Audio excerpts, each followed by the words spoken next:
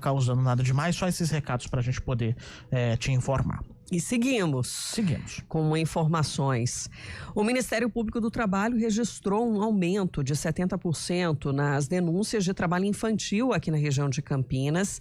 O índice está acima dos 30% verificados em outras regiões do interior, também do litoral e da própria capital. Segundo o Ministério Público do Trabalho, foram 68 denúncias entre janeiro e maio deste ano, contra 40 no mesmo período do ano passado. Muito grave esses números, né? E demonstra o quanto ainda nós temos que fazer a nossa parte enquanto denunciar.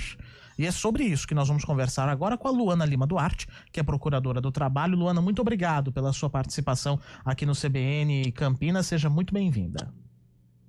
Bom dia, Felipe. Bom dia, Sandra. Obrigada pelo espaço e pela oportunidade de aproveitar, né, a chegada dessa data, dia 12 de junho, Dia Nacional do Combate e Prevenção ao Trabalho Infantil, para tratar desse importante tema. E esse trabalho precoce, né, acontece normalmente em que ambientes, em que condições aqui na nossa região?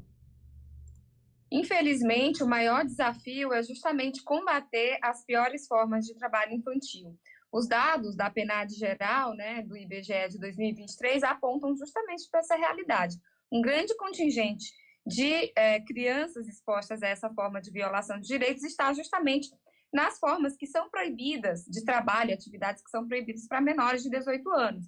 Então, um exemplo bem comum, né, o trabalho exercido em logradouros públicos, né, nas ruas, em que a criança está exposta às intempéries, aos riscos de atropelamento e toda sorte de riscos, né, que esse trabalho realizado nas ruas oportuniza. O trabalho também que pode oferecer riscos à saúde física, né, das crianças e adolescentes, porque há riscos químicos, físicos, biológicos também. Enfim, então são muitas atividades, né, que são ligadas aí a uma economia mais informal e justamente atividades em que se verifica, né, uma maior exposição a risco dessas crianças e adolescentes. Sem contar, óbvio, com a proteção social, que é desejada, né, para aquelas faixas em que o trabalho é permitido, nas atividades em que o trabalho é permitido, a partir dos 14 anos, como aprendizes. Uhum. E hoje tem mais informação. Seria isso que faz com que tenha esse aumento de denúncias, né? Quem tem levado, inclusive, essas denúncias para o Ministério Público do Trabalho? Sim, esse crescimento, né, no geral de 30%, ele vem se sustentando, né, tanto entre o ano de 2023 e 2024, como também em relação ao mesmo período de 2024 para 2025. Então, isso digamos assim, um sintoma dessa maior conscientização da sociedade. Então, são pessoas, as denúncias, no geral, elas vêm tanto de pessoas físicas, por meio de canais, por exemplo, Disque 100, que é um canal mantido pelo governo federal, que visa trazer denúncias sobre violações de direitos humanos, e essa forma de exploração do trabalho infantil é uma violação dos direitos da criança e do adolescente, mas também por órgãos públicos, como o Ministério Público Estadual, que atua também, né, nessa seara de proteção à infância, conselhos tutelares, né, outros órgãos aí que são vocacionados à defesa dos direitos de crianças e adolescentes. Agora, existem os meios legais para oferecer oportunidades de aprendizado, de renda para esses jovens, né? Porque sempre tem a justificativa, mas meu filho, coloquei para trabalhar ali comigo, para ajudar na renda da família, né? Agora, por que esse modelo mais seguro ainda não é utilizado, né? A gente sabe que não é a maioria, mas nesses casos específicos que você relatou. Sim, existe até a obrigação legal das empresas cumprirem a cota de aprendizagem de 5% a 15%, porque para a criança, né, e aí considerado criança como o corte etário para exercício de atividades laborais, até antes dos 14 é proibido qualquer tipo de trabalho. Pela Constituição, a partir dos 14 é permitido o trabalho como aprendiz.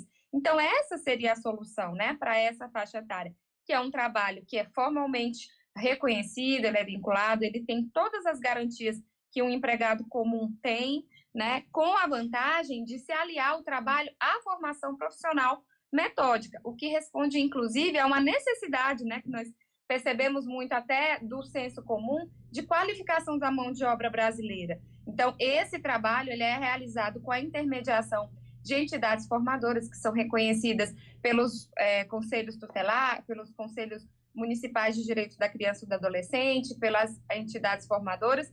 As entidades do Sistema S, por exemplo, SENAC, SENAI, exercem um papel vital, né, na garantia do direito à profissionalização do adolescente. Porque o adolescente ele tem direito à profissionalização, não é qualquer tipo de trabalho, né? E o motivo pelo qual ainda não é tão consolidada essa prática é mesmo pela falta de cultura, né? De achar que qualquer trabalho serve para tirar da rua, por exemplo, ou para tirar o adolescente de ser alvo aí de atividades que sejam ilícitas ou que sejam prejudiciais à sua moral. Quando, na verdade, a própria Constituição garante esse direito a essa formação e a própria legislação apresenta aí uma solução legal e formal para a proteção desses adolescentes. Então, nesse sentido, até a aprendizagem me chamou bastante atenção, que de 2023 para 2024 houve um 95% de aumento das denúncias sobre não cumprimento da cota de aprendizagem. E para esse segmento, a gente não depende só de denúncia, né? Nós temos projetos que, ao longo dos anos, né, vêm sendo desenvolvidos para identificar quais são as empresas que têm o maior potencial de contratação de aprendizes, ou seja, elas deveriam contratar mais e estão contratando menos, para responsabilizar também, cobrar dessas empresas o cumprimento dessa cota legal, porque isso atende justamente aí esse objetivo constitucional de formação, de qualificação profissional dos adolescentes. E quem insiste com essa prática também tem algumas sanções. Sim, o empregador, né, ele pode responder, né, num primeiro momento, quando a denúncia chega ao Ministério Público do Trabalho, por inquérito civil, que é um instrumento de colheita das provas, formação, né, da nossa convicção em relação à irregularidade, e uma vez constatada a irregularidade, ele pode responder na Justiça do Trabalho, né, tanto para que ele seja compelido a não mais praticar esse tipo, né, de exploração indevida, como também a responsabilização de pagamentos, né, tanto os pagamentos específicos para os adolescentes, para o adolescente que foi aí vítima da exploração, como também de indenização por dano moral coletivo, porque essa prática ela viola o senso ético médio, né, da sociedade de que crianças e adolescentes devem ser protegidos e não explorados. Luana Lima Duarte, procuradora do Trabalho, obrigada por trazer mais esclarecimentos também aqui na nossa programação. Até uma próxima. Até, muito obrigada. 10h27.